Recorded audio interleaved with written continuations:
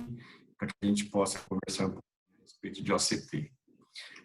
Se vocês observarem no aplicativo, tem um chat. Por favor, se vocês tiverem alguma pergunta, escreva no chat que eu estarei passando aos palestrantes. Então, nós vamos iniciar a programação científica com o Dr. José Maurício. Tá bom, Dr. Maurício? Pode ser o senhor primeiro? Tranquilo, Wagner, sem problemas. Por favor, muito obrigado. Aqui.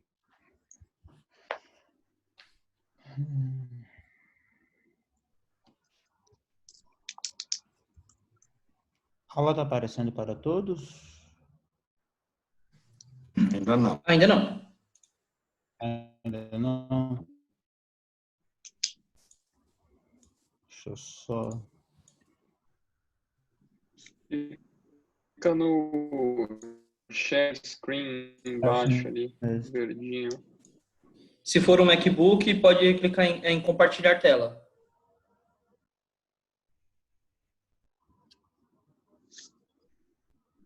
Entrou. Entrou? Entrou. Reproduzir. Pronto, maravilha. Então, pessoal, inicialmente, boa noite. Aqueles agradecimentos sempre cordiais ao Wagner e a todo o pessoal da ADAPT pela oportunidade de poder falar um pouco aqui sobre o OCT, sobre o CTA em segmento posterior. Será uma tarefa um pouco difícil para mim, porque é um tema que eu normalmente acabo me empolgando um pouco, mas nós teremos, acho que, tempo suficiente para tocar em alguns temas bem interessantes e como essa tecnologia tem nos ajudado na nossa prática diária, principalmente como retinólogo. Então, basicamente, a tecnologia da OCT, tomografia de coerência ótica, ela basicamente parte de um espelho de referência, como utilizado de uma forma imóvel na tecnologia de domínio espectral. Um raio vai por aqui, o outro raio vai direto para a retina. Na hora que você tem um médio, você tem, na verdade, um padrão de reflectância, que é, na verdade, a coerência ótica propriamente dita. Ela funciona de forma análoga ao Basecamp, e hoje nós temos basicamente duas tecnologias disponíveis no mercado, que é a tecnologia de Spectral Domain e a tecnologia de Swept Source, embora alguns aparelhos de Time Domain ainda sobrevivam no mercado, embora nós conheçamos todas as suas limitações. Então, apenas para mostrar como que funcionaria a tecnologia de Spectral Domain, que ainda é aquela comercialmente mais disponível no mercado, como é o caso, por exemplo, do OptoView, como é o caso dos Cirrus, das AIS, como é o caso de outros aparelhos em questão. Antigamente, o grande problema que nós tínhamos com a tecnologia de domínio temporal ou de time domain é que a nossa varredura era bastante limitada, eram apenas 6 linhas radiais. A partir do momento em que você consegue ter uma aquisição de volume de cubo, como mostra a imagem da direita, a minha direita, na verdade, a esquerda dos senhores, nós temos a possibilidade de escanear praticamente toda a superfície retiniana. E isso já nos dá muita tranquilidade. Qual a importância do Swept Source? O OCT ele funciona da seguinte forma: quanto maior for o comprimento de onda utilizado, e na tecnologia Spectral Domain a gente utiliza basicamente na faixa de 840 nanômetros por aí, o Swept Source ele vai para 1040, 1080. Então, quanto maior o comprimento de onda, maior a penetração daquele raio na retina, na coroide, e mais detalhes nós teremos da retina externa, ou seja, mais próxima da coroa capilar, e da coroide propriamente dita. Então, nesses casos, por exemplo, aqui é um paciente acuidade de 20/20, um achado incidental durante fundoscopia, a gente tem o exame contrastado acima, o exame sobre indocianina abaixo, que no final mostra uma hiperfluorescência, mas que na hora que a gente bate o olho na imagem do OCTA, a gente consegue ver que há uma massa hiperreflectiva na coroide, caracterizando um quadro de hemangioma circunscrito de coroide. Então, a partir do momento em que a gente tem a possibilidade de estudar mais a coroide, ou pelo menos estudar mais o mundo que existe abaixo do epitélio pigmentado da retina, a tecnologia de Swept Source ela ganha importância. Eu queria logo a partir de agora, sempre que a gente for falar sobre o OCTA, o OCT Basecamp, que seriam essas duas imagens no centro, elas são assim imprescindíveis. Não há como falar de OCTA se a gente não tiver uma relação de onde aquela imagem está sendo obtida. Então, essa imagem da esquerda, que é uma imagem de fluxo, ela está sendo obtida entre as duas linhas roxas no Basecamp do centro acima, que é exatamente o que delimita o nosso slab.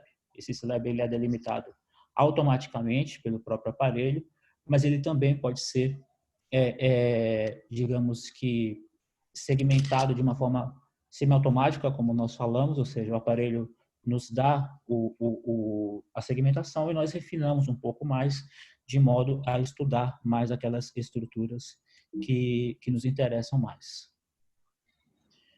Então, falando um pouco sobre essas são as tecnologias hoje disponíveis no mercado, eu tive a oportunidade de trabalhar durante mais de um ano no Bascom Palmer com o Plex Elite da Zeiss, que é um aparelho não disponível comercialmente no Brasil, mas nós estamos muito bem servidos no mercado, tanto no tocante à tecnologia de Spectral Domain, quanto a tecnologia de Swept Source.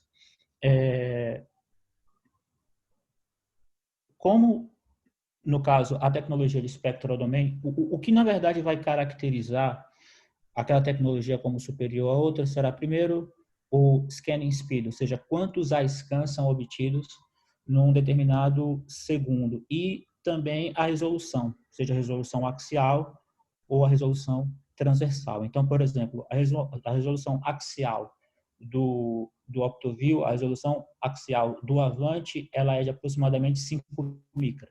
Ou seja, quanto maior a resolução axial, maior será a penetração no tecido retiniano. A resolução transversal do mesmo aparelho, do Avante, ela é de aproximadamente 15 micra. Só que essa resolução transversal, ela não tem tanta importância assim, porque ela é limitada pelo diâmetro pupilar. Eu, particularmente, sempre ao fazer o CTA, eu já trabalho com o Avante desde 2015, eu sempre opto por uma imagem midriática, sempre.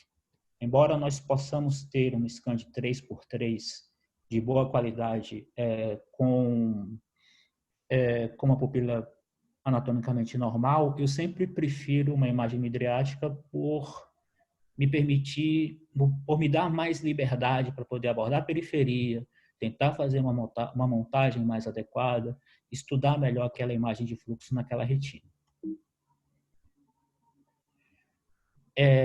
Existem alguns conceitos que estão sempre aparecendo na nossa frente e que precisam ser sempre lembrados. Então, por exemplo, hoje o conceito em retinopatia diabética, e quando nós lidamos com edema macular diabético, é um conceito tomográfico. O OCT aqui torna-se ferramenta fundamental, não só no diagnóstico, mas também no manejo. E a partir do momento em que a gente lida com uma terminologia tomográfica, uma terminologia ligada à OCT, a gente tem que falar de edema macular center involving ou non-center involving, certo? E tudo isso irá refletir no chamado central subfield thickness, que é esse círculo de 1 milímetro de raio, 1 milímetro de diâmetro, exatamente no centro do grid do ETDRS que todo aparelho de OCT tem, certo? Então, é importante que a gente não pare para olhar apenas para o Basecamp, mas nós temos que olhar tudo o que o aparelho nos dá, tudo o que o aparelho nos fornece, para que a gente possa avaliar se aquele paciente será conduzido de uma determinada forma ou de uma outra determinada forma. Quando a gente fala de OCTA, lógico que a primeira comparação acaba sendo com a angiografia tradicional, a angiografia fluorescente. Desde o desenvolvimento da tecnologia de OCTA, primeiro, a gente não tem contraste, ou seja, a gente não tem possibilidade de anafilaxia. O Avante obtém uma imagem em aproximadamente 4 segundos, a depender da colaboração do paciente, um tempo menor ainda. e ela tem a possibilidade, a tecnologia de angiografia por OCT hoje tem a possibilidade de nos dar detalhes anatômicos que não tínhamos há 5, 6 anos. Então, hoje a gente sabe que a retina interna ela é irrigada pela artéria central da retina, que se divide, na verdade, numa rede pericapilar, que constitui-se no caso, no plexo superficial e no plexo profundo. A questão do plexo profundo é que ela não aparece na angiografia tradicional. E a literatura é bastante vasta no tocante a dano incipiente do plexo profundo, principalmente em doenças isquêmicas da retina, tais como retinopatia diabética, oclusões venosas retinianas, retinopatia falciforme, entre outros. Então, a partir do momento que a gente tem uma tecnologia que pode nos dar imagem de uma rede anatômica que a tecnologia mais tradicional não nos daria, a gente tem que investir nesse tipo de equipamento. Existem alguns conceitos relacionados ao CTA, então um deles é exatamente o conceito de depth resolved, ou seja, é você, é o operador, certo? Seja médico ou técnico, que vai avaliar qual tecido vai ser estudado. Aqui é uma imagem de 3x3 milímetros, você define, certo? Seja 3x3, exemplo do Avante seria o 3x3, o 6x8, perdão, 3x3, 6x6, o 8x8 e o modo montagem, que seria o 10x6. Sempre a gente terá uma imagem de fluxo, sempre terá uma imagem estrutural, que seria, na verdade, simplesmente um corte frontal representando a histologia in vivo da retina. E a outra imagem, que seria a imagem de fluxo, que seria o que caracterizaria, digamos assim, a angiografia por OCT. Certo? Como eu falei, quem define aonde o B-scan será colocado é o operador, é o técnico ou o médico. Então, se eu quiser, por exemplo, na imagem da esquerda dos senhores, se eu quiser colocar esse slab abaixo do epitélio pigmentado, à procura de uma membrana relacionada a DMRI, eu vou achar esse tufo com alto fluxo relacionado à membrana. Pronto. Mas se eu quero colocar, de repente, esse slab na interface vitreoretiniana, um pouco acima da limitante interna, eu posso, por exemplo, ter mais detalhes de uma membrana epirretiniana ou de alguma outra desordem da interface vitreoretiniana. Você define aonde você irá colocar o seu slab e o que você está procurando. A gente tem que saber o que está procurando para poder achar. O aparelho não vai achar sozinho para a gente. Como eu falei, plexo superficial e plexo profundo, basicamente a camada nuclear interna é a que divide ambas, nuclear interna para cima, ou seja, da nuclear interna da sua parte anterior para a limitante interna, nós teríamos o plexo superficial, e o plexo profundo, ele faria mais ou menos o suprimento da margem anterior e posterior da nuclear interna. Alguns autores falam em plexo intermediário, que seria mais ou menos esse semiplexo que irriga a margem anterior da camada nuclear interna. Então, é importante, a gente aqui está lidando com um paciente de maculopatia isquêmica, são dados de 3x3, obtidos pelo próprio Avante, e aqui a gente já consegue ter alguns detalhes sobre a zona vascular foveal, e isso tem aumentado muito a questão de prevalência de achados de maculopatia isquêmica em pacientes com retinopatia diabética. Esse aqui seria o OCTA normal, esse aqui seria o OCTA padrão. Então, a gente sempre vai ter, quando a gente se refere ao termo em face, simplesmente é uma imagem frontal da retina. Seja uma imagem com fluxo, seja uma imagem estrutural, histológica, simplesmente. Mas é uma imagem em face e sempre relacionado com o B-scan. Aqui a gente tem o B-scan tradicionalmente, isso o próprio aparelho nos dá, o B-scan na região do plexo superficial, né, seguindo a sequência plexo superficial, profundo, retina externa e, por fim, a corocapilar. Isso acaba tendo importância, por exemplo, aqui, plexo superficial, a gente consegue notar uma distorção. Pessoal, por favor, sempre o Basecamp relacionado. Não adianta simplesmente olhar para a imagem bonita e não olhar para o Basecamp sem saber aonde que aquela imagem está sendo obtida. Então, plexo superficial, plexo profundo. Quando a gente chega na retina externa, ou seja, acima ainda do EPR, a gente percebe uma imagem de fluxo típica de uma membrana relacionada a DMRI, enquanto que a gente não nota nada de muito agravante na última imagem, que seria a imagem da corocapilar, ou seja, uma membrana tipo 2, simplesmente, puramente uma membrana tipo 2. O estudo multimodal sempre terá validade, seja com angiografia fluorescente ou com a endocianina verde. Então, aqui num corte 3x3, eu particularmente, em DMRI, eu sempre prefiro partir dos 6x6, porque ele vai me dar uma imagem de toda a mácula e isso evitará que aconteça, por exemplo, o que aconteceu aqui.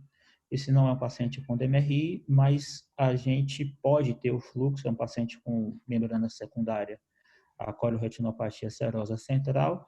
A gente tem a imagem da retina externa, à esquerda, e a imagem da corocapilar, ou seja, a membrana, ela na verdade começa na corocapilar e se aprofunda em direção à retina externa. Então, a gente mergulha simplesmente na retina. Quando a gente começa a entrar na retina externa, a gente tem já um início de fluxo que continua, que perdura, na verdade, a partir do momento em que a gente continua mergulhando na coroide. Essas são imagens também da plataforma AngioView, utilizada pelo Avante. E aqui, simplesmente, para mostrar como nós podemos também acompanhar, embora seja muito controverso, o quanto que isso tem importância no manejo clínico de um paciente que está sendo submetido à terapia antiangiogênica, o quanto que o aspecto após a injeção pode interferir no regime de tratamento. Mas a gente consegue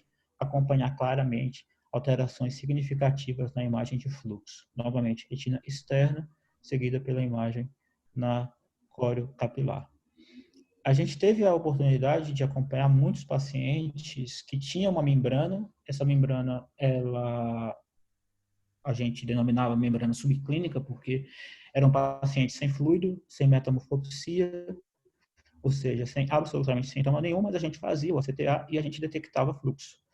E a gente acompanhava, e uma das grandes perguntas, um dos grandes temas que ainda se discute é: o que é que influencia para que a membrana possa, por exemplo, tornar-se definitivamente um quadro exudativo, tratando-se particularmente de DMRI? É o tamanho da membrana, é o quadro da corocapilar.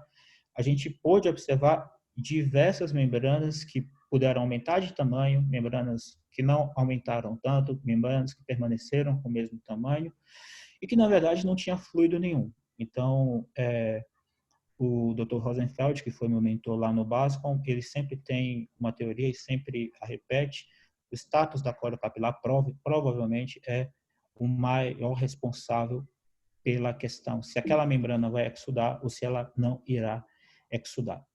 Lógico que a gente tem que falar um pouco sobre DMRI atrófica. Existe hoje um conceito tomográfico sobre atrofia macular relacionada à DMRI atrófica. Então, o termo atrofia geográfica, que a maioria dos residentes aprende atualmente, é um termo que, embora tenha sido consagrado historicamente, quando a gente fala de OCT, ele perde totalmente a sua viabilidade, porque a gente tem que avaliar se há uma atrofia completa ou incompleta da retina externa e também do próprio epitélio pigmentado, certo? Então, quanto maior a hipertransmissibilidade, ou seja, quanto maior essa hipertransmissão de luz, como a gente pode observar bem na última imagem, quanto mais luz entra, é porque você tem menos epitélio pigmentado. Menos epitélio pigmentado, maior será a penetração do feixe utilizado pelo OCT. Isso aqui caracterizando uma atrofia completa do EPR e da retina externa. Aqui a gente já não tem mais EPR, aqui a gente já não tem mais retina externa. Essa é a nomenclatura tomográfica, essa é a nomenclatura que nós temos que utilizar.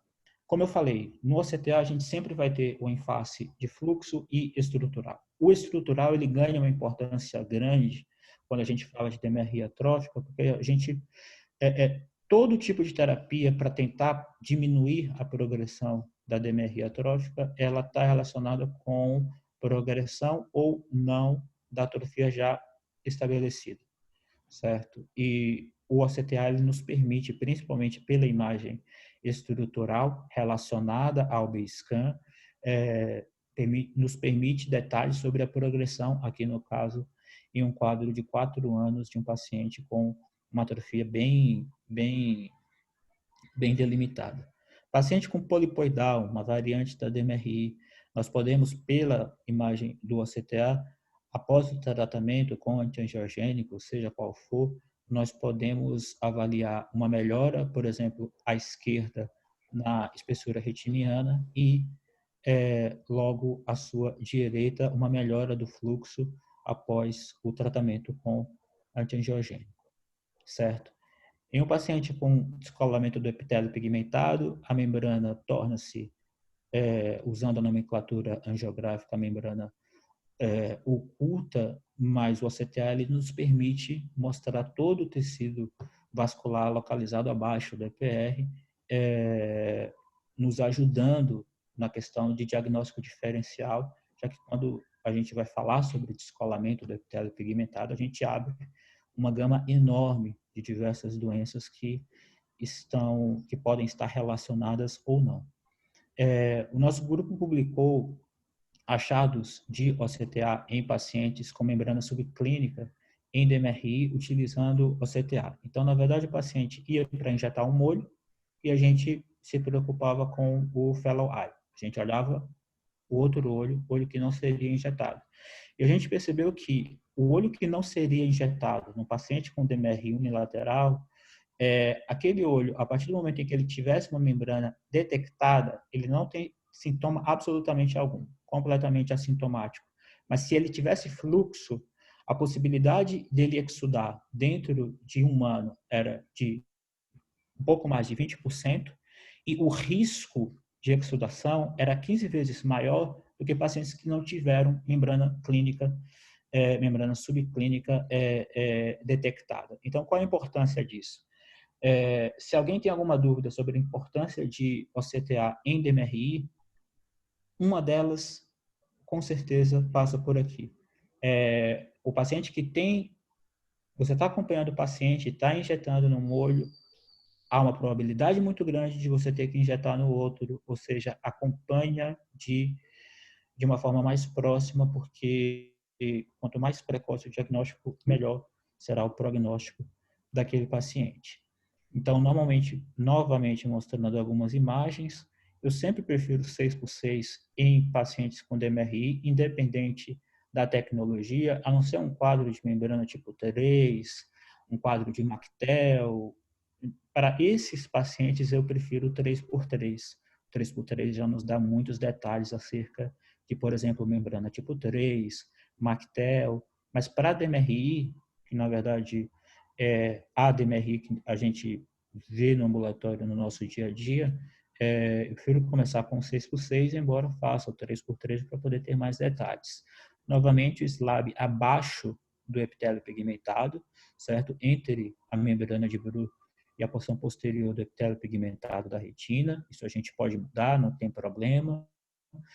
Existe uma correlação um pouco anedóctal, se a partir do momento em que você tem um hiperfluxo, ou seja, um hiperfluxo, como a gente pode ver na imagem da esquerda, um hipossinal na imagem estrutural, embora isso não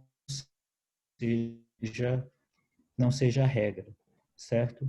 Aqui utilizando uma outra tecnologia, um tufo localizado na retina externa e puramente na retina externa, localizado nessa região de um descolamento do epitélio pigmentado irregular e relativamente plano, certo? Quem não tem OCTA, como que o OCT pode nos ajudar? Existe um conceito que vem sendo muito utilizado, que é o conceito de double layer sign, ou seja, o splitting do EPR, que pode nos dar no BaseScan uma imagem sugestiva de que ali tem alguma membrana, tem algo crescendo ali por baixo. Retinopatia diabética, no caso, tanto o ACT quanto o CTA nos deram muitas informações frutíferas, porque, por exemplo, a partir do momento que a gente tem uma retinografia, nós podemos não achar determinados detalhes que o CTA nos daria. Lógico que isso sempre partirá do princípio de onde você poderá colocar o seu slab. Então, hoje nós já temos diversas máquinas utilizando montagens de diversas formas, com a possibilidade de avaliar a periferia, avaliar status de perfusão periférica retiniana. Aqui mostrando um quadro de retinopatia proliferativa. Cada imagem dessa refletirá um B-scan. Então, mais uma vez, reforçando, não adianta simplesmente a imagem do OCTA. A gente tem que ter a imagem do B-scan associada. Esse trabalho foi publicado por nosso grupo, nosso grupo lógico liderado pelo Dr. Marcos Ávila, falando sobre maculopatia isquêmica e comparando a imagem obtida da zona vascular foveal pela angiografia tradicional e a imagem obtida pelo OCTA utilizando um scan de 3x3. Todas essas imagens são imagens obtidas através do Avante, e aqui só para fazer um overlapping, como a gente não tem vazamento, porque não tem contraste no CTA, a gente consegue ver mais detalhes acerca da anatomia da região perifoveal. Microaneurismos, ainda um desafio em termos de detecção para o CTA, mas a gente pode fazer uma correlação interessante, embora não haja vazamento. Oclusões venosas retinianas é uma forma excepcional de você detectar baixa perfusão periférica sem necessidade de injetar absolutamente nada no paciente, seja num paciente com edema macular, aqui um edema macular isquêmico, ou um paciente com edema macular sem uma isquemia relativamente significativa. Para poder terminar, pelo menos nesse primeiro momento, acho que eu já estou estendendo um pouco mais o meu tempo. Quando a gente fala de doenças da interface vitreoretiniana, a importância do B-scan, ela torna-se fundamental. Lógico que o CTA tem o seu papel, tem a sua importância, mas o B-scan, ele é fundamental para que a gente possa identificar, por exemplo, aqui um quadro de tração vitreomacular, certo? Então, a gente consegue perceber um contato direto da hialoide posterior com a retina interna, distorção foveal importante, caracterizando o componente tracional vitreomacular, certo? Essa tração ela pode persistir. A partir do momento em que ela persiste, causa uma distorção retiniana interna, um descolamento foveolar, você já começa a olhar com um pouco mais de cuidado para esse tipo de imagem, porque provavelmente esse paciente irá evoluir para um quadro de buraco macular, seja ele um buraco macular total ou não. Então, basicamente era sobre isso que eu tinha para falar. Lógico que a gente pode se estender um pouco mais para perguntas e dúvidas, seja no chat ou pessoalmente agora. Ok? Muito obrigado. Obrigado, doutor José Maurício. Tem uma pergunta aqui para o senhor. Em caso de retinopatia diabética, com qual frequência repete o anjo-ACT e a partir de quanto de aumento considera a medida da zona vascular da fóvea normal? Perdão, quando a gente repete o ACT ou o ACTA... Repete o anjo-ACT. Uhum. Wagner, eu sou fã da tecnologia de ACTA, então eu repito sempre. Principalmente agora com o protocolo S, tem gente começando a querer injetar paciente com retinopatia proliferativa. Eu repito sempre para poder avaliar aquela perfusão periférica. A literatura mostra que a perfusão periférica pode estar relacionada com status macular. Eu repito sempre que posso. Toda vez que eu posso ver o paciente, seja o paciente com edema macular que eu estou tratando, seja o paciente com retinopatia proliferativa, eu sempre repito como forma de monitoramento. Perfeito. Muito bem, vamos passar a palavra agora ao doutor Ricardo Nuzé, para que ele possa fazer a apresentação, tá bom? Obrigado, excelente aula aí, José Maurício, fantástico mesmo. Então, eu vou começar a compartilhar com vocês a minha tela aqui. Acho que você tem que parar de compartilhar. Acho que foi. Ok. Maravilha. Então, vamos lá. Depois dessa excelente aula explicando não só a parte de retina, mas como que funciona o OCT, então até me ajuda bastante aqui, viu, José Maurício? Porque aí a gente consegue, basicamente, as pessoas já entendem basicamente o que a gente vai falar aqui. Então, como o José Maurício falou, também sou fã do OCT e a gente conseguiu lá em Boston, quando eu fiquei e fiz o meu fellowship na Tufts, a gente conseguiu fazer OCT de segmento anterior, OCTA, perdão, de segmento anterior. E então vocês conseguem até ver essas duas fotos da apresentação, que são exatamente as fotos da minha conjuntiva temporal. Então, bem bonita a imagem, né? Então, deixa eu passar aqui. Eu não tenho nenhum interesse nessa apresentação, mas eu acho que é importante a gente saber que as pessoas, os médicos, sempre quiseram avaliar a câmera anterior, né? E não só a câmera anterior, como cristalina, segmento anterior, né? Então, eu acho que a primeira tecnologia bem interessante que a gente conseguiu fazer isso foi com o Scheinflug, com esse equipamento, é a S1000. A doutora Adriana Forceto tem uma experiência incrível com esse aparelho. Então, esse foi o começo, essa é uma tecnologia diferente do OCT, mas que a gente consegue ter uma noção, não com toda a qualidade que a gente tem no OCT, mas eu acho que tudo tem um princípio, né? Então, vou passar o próximo aqui. Então, como o José Maurício já explicou, desde 91, quando foi publicada na Science, a tecnologia do OCT vem evoluindo e, na minha opinião, é a tecnologia que mais evolui na oftalmologia, né? Então, os primeiros, também como já foi falado, os primeiros OCTs eram do tipo time domain, então isso também para segmento anterior foi o começo, né? Então o Visante foi o principal OCT de segmento anterior por bastante tempo. A Heidelberg tinha um outro também, mas o Visante foi o que mais foi disseminado, principalmente quando foi acoplado com o Atlas para fazer, que é um topógrafo, para fazer avaliação tanto de superfície anterior, posterior e paquimetria, né?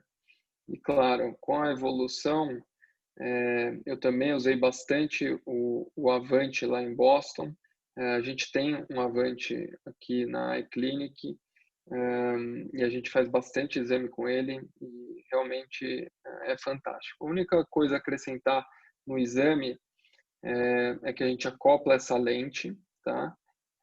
Exatamente na frente da lente, para assim a gente ter um aumento maior da imagem e o foco direcionado na córnea em segmento anterior. E como eu já citei, né, eu acho que esse foi o primeiro trabalho que foi feito pelo Marco Zhang, que conseguiu avaliar a angiografia no segmento anterior, tá? Então, depois dele, alguns outros saíram, eu vou mostrar para vocês mais para frente, mas o Avante associou no segmento anterior a avaliação de vasos, tá? Então, a angiografia começou com o Avante, tá? Na parte de segmento anterior. Aí, comparando basicamente as duas tecnologias, vocês conseguem ver o time domain aqui à esquerda e aqui o spectral domain. Vocês conseguem ver a diferença, né? Existe uma distorção e a qualidade da imagem, claro, a gente ajuda muito a gente, mas nessa imagem de um spectrodomain, a gente consegue ver com melhor qualidade até o filme lacrimal, né? Então, o Visante tem várias vantagens, né? Ele foi descontinuado pela ZEISS, mas ele consegue fazer uma avaliação da espessura da córnea em 10 milímetros, tá? E, claro, dá uma espessura média, mínima e máxima local, tá? E aí, a diferença já do spectrodomain, que eu coloco aqui para vocês verem, exatamente uma melhora da qualidade do tecido, tá? Analisado. Então, a gente consegue dividir bem o epitélio aqui. Nesse caso, a gente consegue ver a incisão de uma cirurgia de focoemulsificação, né? Aqui é provavelmente o local da onde a incisão seccionou a membrana de Descemet. E uma coisa que é muito interessante, que eu vou mostrar para vocês mais para frente, é o uso também do infravermelho, que é essa imagem, que em todos os exames que a gente faz de segmento anterior, aparece essa fotinha do lado, que é o infravermelho, e eu vou mostrar para vocês. Além de a gente ter uma ideia, né, como se fosse uma fotodocumentação desse segmento anterior, a gente consegue também escolher e achar o local certo de realização do exame, né? Uma coisa interessante, quando o exame está, como o OCT utiliza a luz, quando a luz está bem perpendicular, acertando a córnea, a gente tem esse efeito, tá? Então, isso é totalmente normal, significa que o exame acertou bem no ápice, né? Então, da córnea. E aí, algumas aplicações clínicas. Vocês vão ver que, basicamente, eu vou mostrar para vocês fotos, tá? Então, o OCT de segmento anterior tem tanto avaliação de espessura de córnea. Então, a gente vê essa paciente que fez num pós-operatório de LASIK hipermetrópico, evoluiu com uma ceratite pelo vírus da herpes, tá? E aí sim a gente consegue ver esse afinamento, a gente consegue medir tanto a distância da córnea que está afinado, quanto a espessura. Então, nessas doenças de córnea, né, aqui você consegue ver exatamente a mesma paciente. Vocês conseguem ver a área de afinamento na paquimetria realizada pelo OCT. Aqui até a borda do flap, né, do LASIK. E aí sim, um outro caso peraí, deixa eu botar para vocês aqui. Um outro caso para você de que houve uma infecção pelo vírus da herpes com um resíduo cicatricial, uma opacidade cicatricial corneana, com afinamento também, claro. E nesse caso, também esse e o outro caso foram pacientes que a gente realizou transplante de córnea, né? E aí, eu acho importante sempre para vocês entenderem o exame, olharem as duas imagens, né? Tanto do infravermelho, que é para a gente saber exatamente anatomicamente a área que a gente está avaliando, quanto a avaliação do OCT, tá? Então, nesse caso, é uma paciente com um pterígio, que a gente quer saber basicamente a profundidade. Vocês conseguem ver como esse pterígio de anos, ele fica enraizado na córnea, né? E a gente já não consegue definir o epitélio dessa paciente, tá? Esse é um outro paciente, e aí sim ele tem uma grande diferença, que a gente consegue ver aqui no infravermelho, uma conjuntivalização aqui da córnea, né? Que a gente consegue até avaliar nessa área. A gente consegue fazer as medidas do epitélio nessa área e desse crescimento, tá? Então, isso é um paciente que tem um SEC de conjuntiva que está evoluindo para cima da córnea. Então, o OCT ajuda a gente a definir tanto a espessura quanto a profundidade, se está cometendo camadas mais profundas da córnea. E aqui para vocês, vou mostrar um caso clínico muito interessante. É um paciente que veio encaminhada para mim de outro estado, depois que o cirurgião realizou uma cirurgia de catarata e teve um descolamento bilateral de DCM. É um negócio bastante raro, tem algumas descrições na literatura, mas essas são as imagens da biomicroscopia da paciente, tanto do olho direito quanto do olho esquerdo. E aí a gente consegue sim ver a membrana descolada, né, nos dois olhos. E a grande coisa interessante desse caso é que essa paciente teve um descolamento idiopático 6 meses depois da cirurgia de catarata, né? E aí a gente fazendo o OCT de segmento anterior, a gente tem que saber basicamente a paquimetria desses pacientes, tá? Então a gente faz o Avante, ele faz uma paquimetria relativa. Existe algum artefato, claro, pelo edema e também pelo epitélio que estava solto nessa paciente. E aqui o olho esquerdo também mostrando, evidenciando um edema significativo nesse olho esquerdo, tá? E aí a gente parte para o OCT e olha que interessante, né? A gente consegue ver bem definida aqui a DCM descolada dessa córnea, né? E aí um aumento da espessura da córnea, claro, causado por esse descolamento localizado, tá? Vocês veem que aqui a DCM está colada e a córnea tem uma espessura normal, tá? E aí aqui, já mostrando para vocês o olho esquerdo, a mesma coisa, né? Essas ondas da DCM com edema localizado. Lembrando sempre que o local que a gente está avaliando, né? No caso aqui, chama cross-line, né? Então a gente está fazendo duas imagens, uma vertical e uma horizontal. Exatamente isso, a gente pode também escolher o local que está analisando.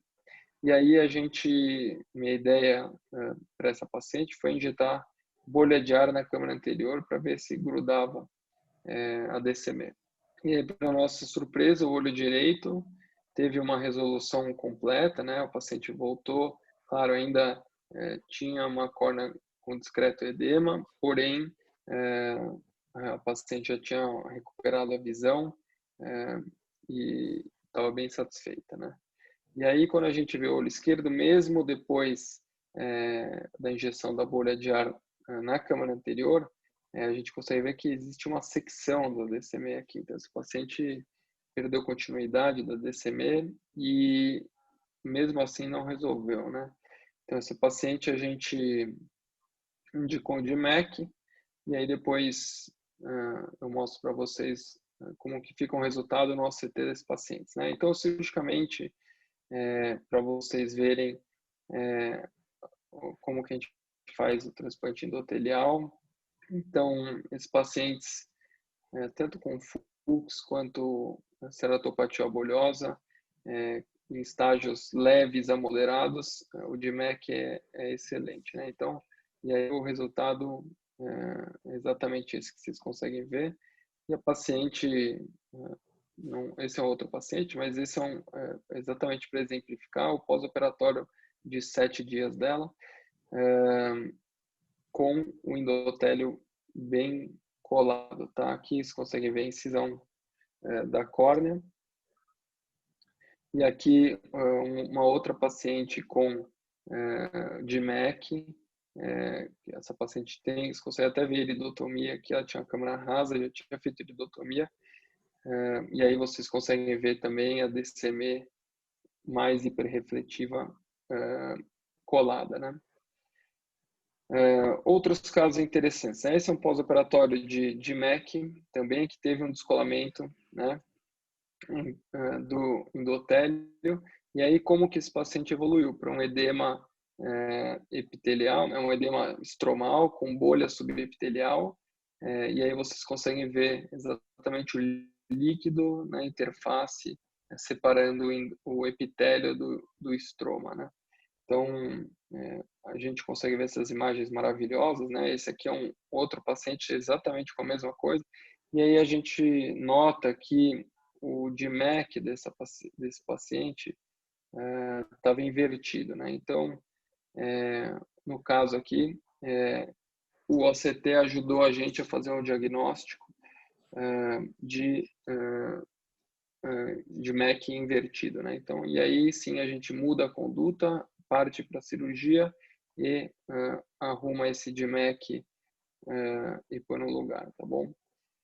Então, já passando para frente, esse é um outro paciente com ceratocone, que fez no olho esquerdo, você consegue ver aqui em cima, olho esquerdo, um DALC, né? Então, eu fiz o DALC nesse paciente, e aí no pós-operatório ele teve um descolamento da DCM, tá? Então, que a gente chama de dupla câmara, né? Então, separou a DCM do receptor com a córnea doada, tá?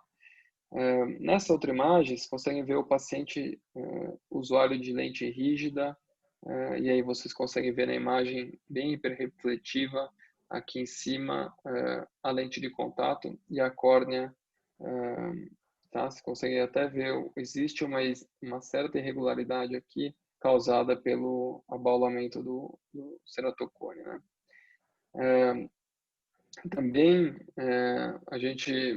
uma das coisas que tem sido muito estudada, assim, o OCT de segmento anterior, exatamente o que a gente está vendo nesse mapa, tá?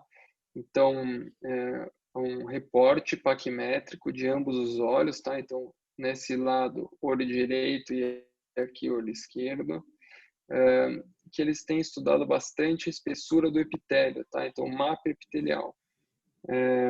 Eu acho que existe uma aula só de mapa epitelial que a gente poderia fazer, mas aqui vale mostrar para vocês que o OCT ele é capaz de medir a espessura do epitélio, e aí sim a gente avaliar, de acordo com o epitélio, as doenças de córnea, tá? Então, vocês conseguem ver que é um pouco diferente da espessura da paquimetria. O epitélio, quanto mais espesso, ele fica mais vermelho, e quanto mais fino, ele fica mais com cores mais calmas, né? Então, aqui mais quentes e mais frias, né? Perdão. Já na paquimetria também, quanto mais espesso a córnea mais quente a cor, e quanto mais fina, mais fria, tá? E aí sim, depois eu vou mostrar para vocês, a gente vai discutir qual é o uso desse mapa epitelial também na cirurgia de catarata, que eu acho que é importante vocês saberem, tá? E esse paciente também, apesar de estar com a córnea grossa, vocês veem que ele é um paciente que tinha feito um PTK, e aí teve uma remodelação do epitélio com afinamento, tá? Já no ceratocone, como eu mostrei para vocês, a gente consegue ver bem o abalamento da córnea nesse paciente, tá? A gente consegue ver que existe um espessamento do epitélio aqui, exatamente na área de ponto mais fino da córnea, e isso é importante para o estudo do mapa epitelial, tá? Então, a gente pode também manualmente medir essa espessura, né? Então, aqui um outro caso com esse abaulamento da córnea. E aí a gente também vê que existe um aumento da espessura epitelial nesses pacientes, tá? Especialmente na área onde o ponto mais fino ele tem um abaulamento maior, tá? Como eu mostrei. Então, continuando no ceratocone, aqui mostrando para vocês uma tecnologia de uma córnea com ceratocone com implante de anel intraestromal e imagem do visante, que é o time domain, né? E aqui, o paciente também com ceratocone, implante de anel intraestromal, e a grande vantagem, né? A gente consegue ver a posição dos anéis no infravermelho, como eu falei para vocês, e claro, olha a qualidade dessa imagem, né? Então, os anéis implantados, e aí sim a gente consegue também fazer medidas, saber qual a distância do endotélio, do epitélio, a respeito do posicionamento. E E aí, quando a gente faz o mapa paquimétrico, também nessa paciente, a gente vê uma córnea bem fina, especialmente central. Esses pacientes, essa paciente, no caso, ela tinha uma discreta opacidade, você consegue ver até um aumento da refletividade da córnea. O que acontece é que, normalmente, com a tecnologia de Scheimpflug, se a gente fizesse a paquimetria aqui, a gente ia ter bastante discrepância de dado, tá? Então, esses pacientes, se a gente fizer a medida de paquimetria com o método Scheimpflug, existe uma alteração que o OCT, com certeza, vai ter uma qualidade melhor, tá? Aqui é uma outra imagem mostrando um paciente com anel intraestromal implantados bem posteriores, né? Então, aqui está quase tendo uma perfuração, né? Já partindo para a cirurgia refrativa também de córnea, a gente consegue aqui um mapa do Visente, que ele faz essa topografia, esse reporte topográfico, que chama Comprehensive Topography Report, né? Ele junta os dados do Atlas, que é o topógrafo, com os dados do Visente, e aí sim dão tanto a curvatura anterior, paquimetria, elevação anterior e posterior, tá?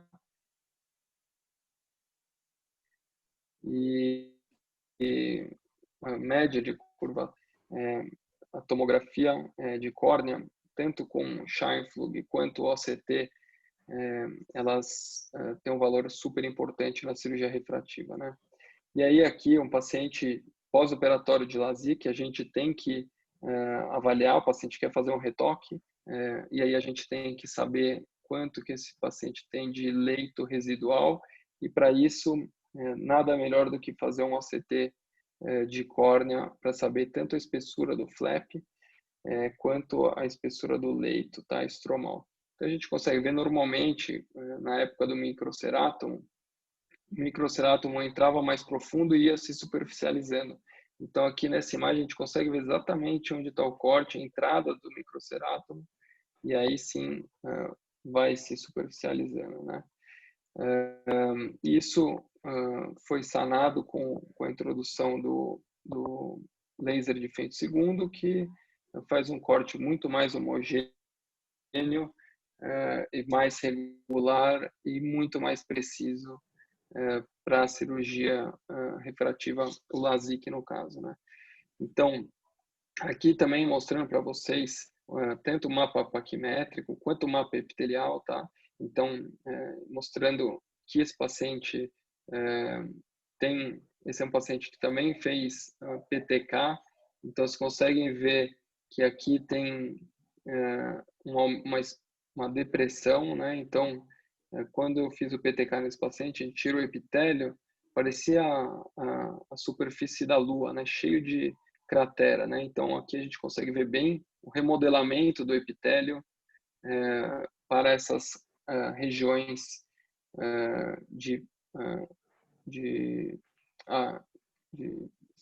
afinamento, né? E então e onde esses infiltrados afetaram mais a córnea, tá? Então aqui um paciente também com ectasia pós-LASIK, né? Que a gente nesse mapa a gente consegue ver tanto a paquimetria, o mapa paquimétrico, a gente consegue ver um afinamento inferior, né? E aí sim a gente juntando com os dados do Atlas, a gente vê essa alteração exatamente inferior, né? E aqui sim, também com o reporte compreensivo de topografia mostrando como que saiu o resultado, tá?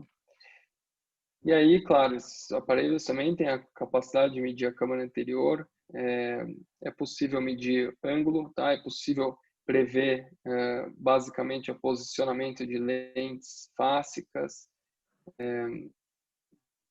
é possível avaliar o vault de lentes fásicas, no caso de câmara posterior também. Então, e claro, câmara anterior, a gente avaliando esse paciente, por exemplo, esse é um caso bem interessante, um paciente com a lente artesã bem posicionada no olho direito, a gente avalia a córnea também, então acho que é importante dessa imagem a gente pegar o infravermelho, e vocês notam aqui que esse outro olho, a lente está deslocada, né? Então, o que é interessante aqui? Para que é a utilidade do OCT nesse caso? Essa paciente está com uma diminuição de contagem endotelial inespecífica, tá? Então, claro, a cirurgia provavelmente foi um pouco mais traumática, mas tem uma quantidade relativamente menor do que no olho direito, né? E aí, mostrando o olho direito, a gente consegue medir exatamente a distância do cristalino, mostrar que tem a pega na íris, tá? E aí já o olho esquerdo, o que é aquele com a lente deslocada, a gente nota exatamente isso, né? Que existe um toque da lente no endotélio. Então esse toque faz com que tenha um endotélio, um edema corneano aqui periférico, e tudo isso deve estar resultando numa diminuição da contagem celular, tá? Outros casos de utilidade de OCT de segmento anterior que ajudam muito a gente, por exemplo, uma lente ICL de câmara posterior de tamanho maior do que deveria ser implantado. O que acontece aqui é que a gente vê uma distância que deveria ser menor que 1000, né? Então é quase o dobro aqui de esse vault, né? Então fazendo um fechamento angular e levando a glaucoma secundário, tá? Nesse caso, também o paciente com véu Marquesani, que teve uma subluxação do cristalino, né? Então, o OCT ajuda a gente a tanto avaliar a angulação quanto a anatomia e se está tendo algum toque ou não na córnea, né? Já partindo para a íris, também tem a sua utilidade de câmara anterior, né? Esse é um paciente que teve uma laceração traumática e teve um cisto de íris secundário, e aí aqui a gente consegue avaliar tanto a anatomia da córnea com essa lesão, quanto o cisto tocando o endotélio, né? Eu acho também muito interessante o uso do OCT Angiography para segmento anterior.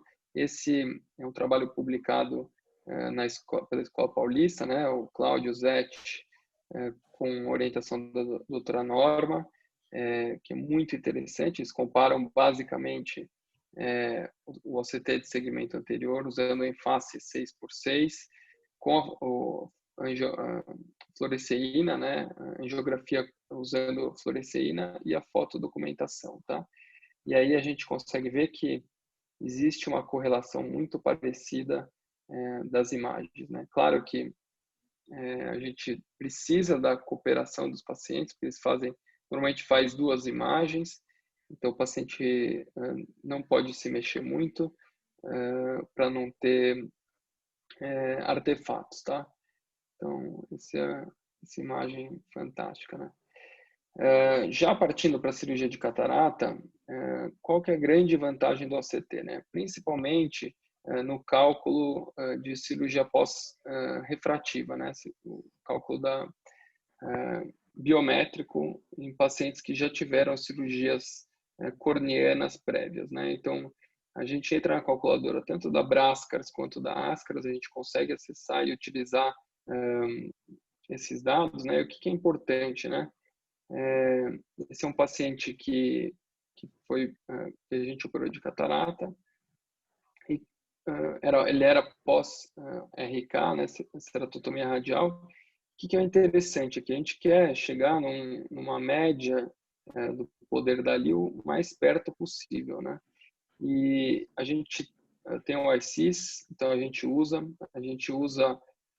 o poder médio da córnea, a gente usa o Atlas, usa o Pentacan, usa o IOMaster ou o Lenstar, e aqui eu tenho que tomar uma bronca, que eu não usei o OCT, mas esse OCT é o Avante, tá? Então, Claro, a gente usa também a Barrett Trucar, e aí eu vou mostrar para vocês como que a gente faz, né? Claro, a gente preenche os dados do paciente nessas calculadoras, né? E lembrando sempre que aqui embaixo tem exatamente essa área para preencher com os dados que foram coletados do Avante, tá? E aí sim, esses são as medidas, tá? Dentro do centro de 3 milímetros, né? E aí você vai colocar esse dado aqui embaixo, Net Corneal Power, né? Posterior Corneal Power aqui, e aí na paquimetria central você vai colocar aqui, tá? Então, lembrando que vai colocar esse aqui, o posterior aqui e o de espessura paquimetria aqui, tá bom? Outras utilizações do ACT de segmento anterior, a gente sabe que o laser de femtosegundo veio também para agregar na nossa cirurgia de catarata e a gente consegue ver bem aqui a utilização do ACT do Z8, no caso, para a cirurgia de catarata, e aí o aparelho ele dá exatamente o contorno das estruturas, tá, intraoculares, então a gente consegue ver como a gente desenha a incisão, né? E aqui no pós-operatório também se consegue ver, pós-operatório não, o desenho da incisão realizada pelo laser, e aí feito o ACT, e vocês conseguem ver que ela é muito bonita, né? Muito bem desenhada e dificilmente manualmente a gente ia conseguir fazer isso, né? E aí aqui o desenho do cristalino e a íris, tá? Importante também no intracirúrgico a gente consegue avaliar tanto a área da cápsula Rexis, né? Que a gente vai ter um resultado bonito, praticamente igual a esse, quanto à área de fratura, e esse amarelo a gente vê a margem da pupila, tá? Então, depois, acho que o William tá aí, o Elohim, o Guilherme, os ninjas aí do Z8, tá? Já estou quase terminando. Outras utilidades para o Avante, né, e o OCT de segmento anterior são basicamente essas aqui, né? Então a gente consegue, quando eu estava lá em Boston, a gente resolveu testar bastante coisa. Então eu falei assim, vamos ver como é que é a pálpebra, vamos fazer um ACT de pálpebra. E aí foi esse o resultado que eu achei, né? Então aqui a gente vê a margem da pálpebra e a gente vê os cílios, né, que tem essa implantação dentro da pálpebra, né? Então essa é uma imagem que eu fiz que eu achei bem interessante e gostaria de compartilhar com vocês. Outra utilização do OCT que o Avante faz é exatamente essa imagem das glândulas de Meibomian. Mas como que a gente faz essa imagem? Basicamente, a gente faz o exame como se fosse fazer um exame normal de córnea, e essa imagem é a foto do infravermelho, tá? Então, o infravermelho faz a avaliação das glândulas de Meibomian no Avante, tá? Então, para quem tem esse OCT e quer fazer uma avaliação das glândulas de Meibomian, vocês têm essa ferramenta também. E aí, só para terminar, a gente sabe que o OCT está evoluindo nesses quase 30 anos aí de existência, né? E não vai parar de evoluir. Provavelmente um dia ele deve matar o Scheinflug, né? Então, eu acho que o OCT já tem e vai ter cada vez mais a chance de se tornar um método de escolha padrão para avaliação tanto da parte de segmento anterior quanto de posterior, claro, já está dominado, mas na parte de segmento anterior ele vai sim ter uma posição muito importante, né? E aí a gente vê exatamente com esses trabalhos que saem Esse é um trabalho que está pré-proof ainda, né? Acho que saiu esse mês no American Journal, que lá na China eles estão avaliando a espessura do epitélio corneano, tá? Como um diagnóstico de deficiência de limbo, tá? De células-tronco de limbo. Então, existe também essa possibilidade, a gente consegue avaliar limbo, conjuntiva, e, claro, né, esse é o trabalho que a gente publicou mês passado na Ocular Surface. Para quem não conhece, essa é a segunda revista dentro da oftalmologia com maior fator de impacto, tem o fator de impacto maior que a Ophthalmology, né? Então, claro, quando a gente chegou lá em Boston, a gente começou a desvendar o OCT, Angiography, de segmento anterior, e sob a orientação do Dr. Hamra, né? E aí, quando o William chegou, Binotti, que foi fellow do André Romano, que é o ninja do OCT, um dos ninjas do OCT no Brasil, quando o Will chegou, a gente teve um upgrade, né? E claro, a gente, com todas essas imagens que a gente fez de segmento anterior, de conjuntiva, a gente começou a estudar diversas doenças. Já tem mais 3 trabalhos em análise para serem publicados com o uso do OCT Angiography de segmento anterior, mas nesse caso também a gente publicou para deficiência de célula-tronco, tá? Deficiência de limbo. E só para mostrar para vocês, esse foi o primeiro trabalho que a gente fez avaliando o OCTA de segmento anterior para avaliação e medida de inflamação ocular, tá? E aí a gente apresentou na ARVO e a gente basicamente dividiu em 4 grupos, tá? Um grupo controle, um grupo com olho seco, um grupo usuário de lente de contato e um grupo com alergia, tá? Ativa, né?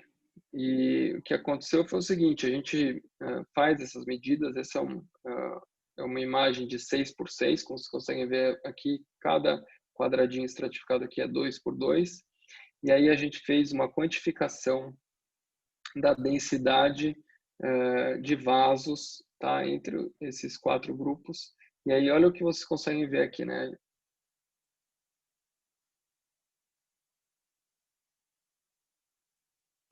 Local, né? Então, quanto mais olho vermelho, quanto maior a hiperemia, maior a gente consegue ver essa densidade de vasos, tá? E aí sim, esses resultados foram significativamente diferentes, tá? E esse foi um trabalho que a gente também já está dando continuidade, aumentando o N para publicação. Então, esse é um paciente com ceratoprótese, que a gente consegue ver a neovascularização da ceratoprótese, que às vezes é um pouco mais difícil da gente avaliar, mas olha que imagem bonita também. Então, só para terminar, esse é o William. Para terminar, é agradecer as pessoas aí que me incentivaram bastante no aprendizado do OCT. O meu mentor lá em Boston, Kenneth Kenyon, o Pedran, que quando eu cheguei lá, ele falou assim, cara, você vai ter que mexer com o OCT. E aprendemos bastante coisa. A gente tinha contato com os fellows do MIT, os caras que desenvolviam os OCTs, e o Guto Moreira também, lá de Curitiba. Também a gente fazia bastante coisa junto, estudava bastante isso. E o Nicolas, que era o fotógrafo que a gente, o técnico, né, que nos ajudou bastante também. Então, queria agradecer e estou aberto aí para discutir com vocês qualquer dúvida, tá? E queria agradecer a ADAPT pela parceria, o Wagner, que eu conheço desde moleque, e está sempre presente lá visitando a gente, e toda a equipe aí, que vocês são excelentes, tá? E muito obrigado pelo convite. Estou aberto aí para discutir o que vocês tiverem de dúvida, tá? Obrigado. Perfeito. Doutor Ricardo, muito obrigado. Tem uma pergunta aqui. Quando olha para o mapa paquimétrico e mapa epitelial, quais indícios mais lhe chamam a atenção em pacientes suspeitos de ceratocone? Então, o mapa paquimétrico é importante vocês saberem, basicamente o ceratocone é uma doença que leva ao afinamento de córnea. Então, na paquimetria, a gente vai ver um afinamento de córnea total. E existe uma compensação do epitélio para esse afinamento local, né? Então, que é um espessamento do epitélio. Então, é comum a gente ver paciente com afinamento total da córnea, né? A paquimetria, com um aumento da espessura do epitélio, tá? Perfeito. Essa época que tinha, quero mais uma vez agradecer em nome da ADAPT a presença do senhor, doutor Ricardo, doutor José Maurício. Foi uma satisfação recebê-los. Muito obrigado pela apresentação. E a todos que estiveram conosco. Realmente é muito interessante poder ter tantos amigos assim presentes. E muitos são os elogios para vocês, da bela aula que vocês apresentaram. Tá bom? Desejamos uma boa noite a todos. Um bom feriado amanhã. Que fiquem em casa, né, doutor Ricardo? É isso aí. Um abraço para todos. Turma da ADAPT, também Elohim, William, o Guilherme, Laís e José Maurício, um abraço. E para todos aí que puderam assistir, quem tiver alguma dúvida pode entrar em contato. A gente quiser ir lá ver como que a gente faz, o OCT de segmento anterior, está convidado. É um prazer aí. Um abraço, hein? Obrigado. Tá certo. Tem som, doutor Maurício. Opa, pronto. Não, apenas para agradecer, Ricardo, pela participação. Acho que deu para falar bem sobre o CT de retaguarda e linha de frente, né? Segmento anterior e posterior. Wagner, estamos juntos sempre e um agradecimento sempre, acima de tudo, para o pessoal da ADAPT pelo apoio, pelo suporte e estamos à disposição. Muito obrigado. Uma boa noite para todos. Obrigado, doutores. Boa noite. Boa noite, boa noite.